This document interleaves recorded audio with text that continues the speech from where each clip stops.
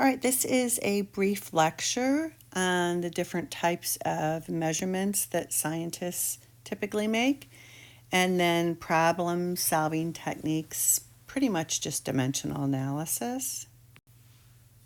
All right, so just to review the SI, System International, or metric units that scientists use. Length or distance is meters. Mass, actually the official SI unit for mass is kilogram, not gram, which is kind of interesting. Time is second. Temperature is Kelvin. We often use Celsius also. And the amount of substance, which you'll learn later in the semester, is the mole. And you need to get familiar with these prefixes. I'm going to go ahead and circle the most common ones that you need to be able to deal with, and that would be centa, the prefix centa, like centimeter or centigram, milli, micro, and nano. Okay, and so what this equivalency is saying is that a centimeter, for example, equals 0.01 meter. Okay, or a milligram, for example, equals 0.001 gram. Okay, so the ones I circled you should commit to memory. Actually, kilo too, sorry. All right, dimensional analysis. You may have had some of that in high school. We use it throughout the course. It's critical that you know this technique and that you are able to show your work. It's very tempting, especially on the easier problems, to just kind of do it in your head or quickly on your calculator. But you need to be able to show the technique because it gets more difficult. And if you don't have that technique kind of as muscle memory, it's very easy to make mistakes. All right, so it's very common for a chemist to have one set of units, let's just say inches, and want to convert those units to some other unit, in this case centimeter. And we use conversion factors to do so. So a conversion factor is something expressed as a ratio where the units that you're trying to get rid of are on the bottom of this ratio, and the units you're trying to get to are on the top. So anytime you see an equivalency, something equals something else, you can rearrange it in a ratio form to work as a conversion factor.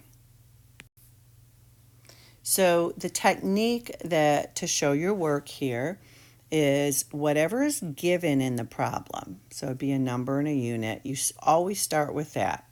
Then you find the conversion factor that relates the given unit to the unit you're trying to get to. You arrange it as a ratio so that units match on the diagonal and can cancel out. And then all you're left with is your desired unit. So let's say you had a problem that said 2 feet equals how many inches? All right, so the given information is 2 feet, and so you would always start with that. And then you need a conversion factor that relates the unit you start with, which is feet, to the unit you're trying to get to, which in this case is inches. So you happen to know this one. There are 12 inches in 1 foot. So notice how I have arranged the given units on a diagonal so that according to the algebra rules, they cancel. And now you simply have a math problem. It is 2 times 12, and the only units you have left are inches. So your answer is 24 inches. A really easy example to just show you the process. All right, so let's do another example. Convert 1.76 yards to centimeter. Now, some of these conversions, a lot of them, you're not really going to know the conversion factor. So I want to let you know, I believe, it is the inside back cover of your book has a bunch of conversion factors. You can also Google them if you don't know them. This problem is asking you to convert yards to centimeters. So as always, start with the given units, yards. Then you find a conversion factor that relates yard to centimeters. Now, this is an example where you have a multi-step problem because it may be difficult to find exactly how many centimeters in a yard. But what a common conversion is how many meters and yards are related, okay? So you may have to do multiple steps. So in this case, we can start with the given information. Let's say that all we had was that conversion factor. That's fine. The yards cancel, and at this point you would end up with meters. But since the problem's asking you to get to centimeters, you then need to convert meters to centimeters. So this is where typically the metric conversions won't be given to you, and you really should memorize those, okay? So 1 centimeter, if you look at that conversion chart, equals 0.01 meter. And that's arranged as a ratio. And so meters now cancel. So what do we have left? We have 1.76, okay, times 1 centimeter, right? What do we have in the denominator? 1.094 and 10 to the minus 2, which is just 0.01. So really what you want to do at the end, it's a math problem, okay? You multiply all of the numerators together and then divide by what's in the denominator, and you get 161. Now be careful, especially when we have scientific notation in the denominator, that you use parentheses or that you're using your calculator right. So I would go ahead and plug all these numbers in and make sure you do in fact get 161. All right, so this is a more difficult problem. So on a difficulty scale of 1 to 5, this would be a 3 or 4, but it does typically show up in tests, so you want to know how to do it. This is asking you to convert a volume of 5.7 liters to units of cubic inches. What is a cubic inch? Well, you take any distance, such as an inch, and if you cube it, you have volume, okay? So in this case, you were given these relationships. Again, you really should memorize the metric conversions. This second one is another one to memorize. It's just really helpful in chemistry. That 1 milliliter is identical to 1 cubic centimeter. They are one and the same. So if I tell you you have 120 milliliters of something, you can immediately say, okay, then I have 120 cubic centimeters. That's just a real handy conversion. And then this is the conversion between centimeters and inches. Okay, so again, we're starting with liters. That's what was given. And we're trying to get to cubic inches. You're probably going to get to the point where you're going to all right, I've got liters and I have 3 conversion factors. I don't even know where to start.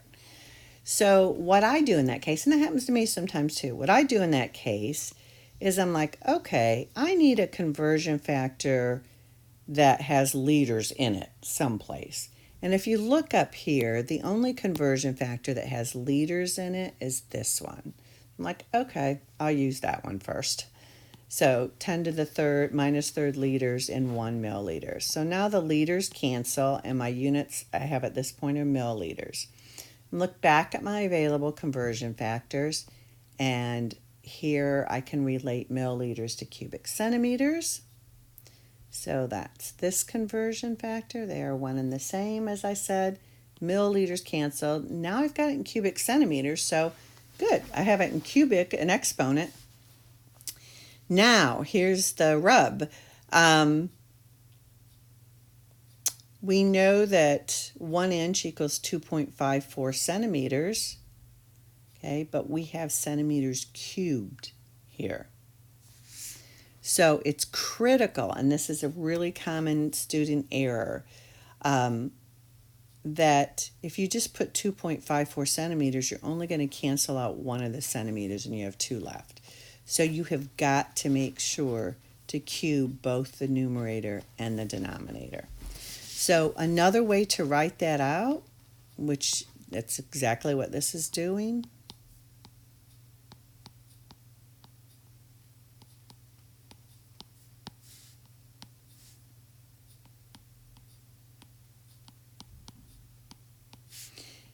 some of my students prefer to literally write out centimeters 3 times. So that would be 2.54 centimeters equals 1 inch times 2.54 centimeters equals 1 inch, and then one more time because it's cubed.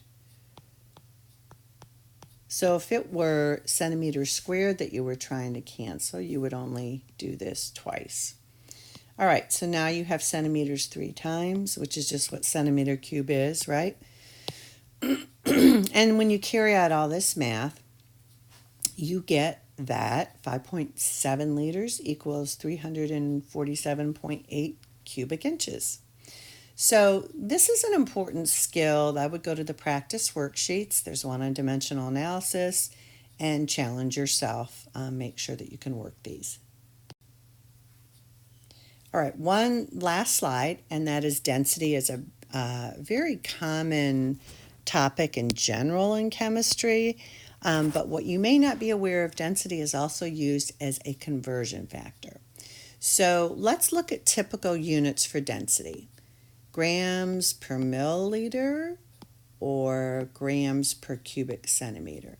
So it is the amount of mass in a certain volume of space. That is density. How much mass is packed in a certain volume of space.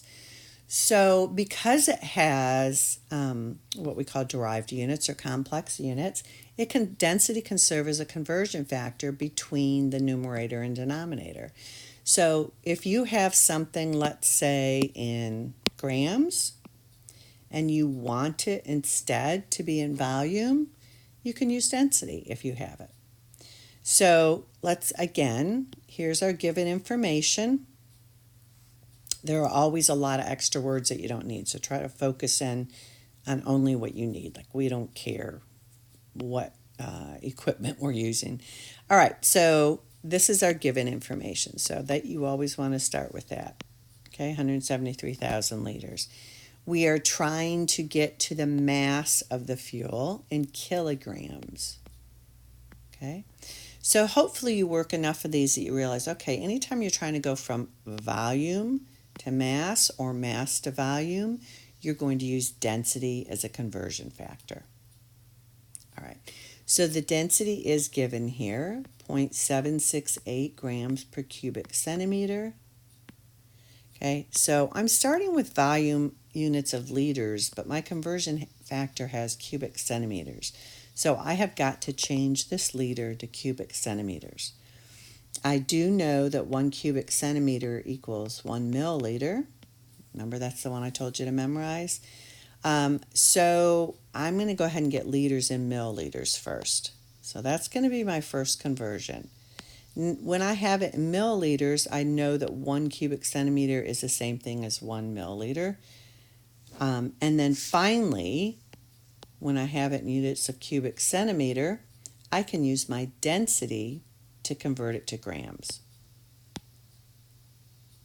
And because this problem is trying to be annoying and make you do kilograms instead of grams, there are 1,000 grams in 1 kilogram. When you multiply everything in the numerator, that's the safest way to do it. Write down what the value is. Then multiply everything in the denominator. Write down what that value is. And then calculate. So the answer is 1.33 times 10 to the 5th. Again, I would recommend go ahead, plug all these numbers into your calculator. Make sure you're using it right. I don't require things in scientific notation, but you should be familiar with going in and out of scientific notation. So writing this number in scientific notation Anytime you, just a quick reminder, easy way to remember it. If you have a positive exponent, you're going to have a large number, a number greater than 1. So you're going to move the decimal in the direction that gives you a large number. I notice students get mixed up with the left right, so I don't even use that. So I'm going to move this decimal 5 places. 1, 2, 3, 4, 5. Okay? So that's in decimal form. Either way is perfectly acceptable. That's it for this lecture.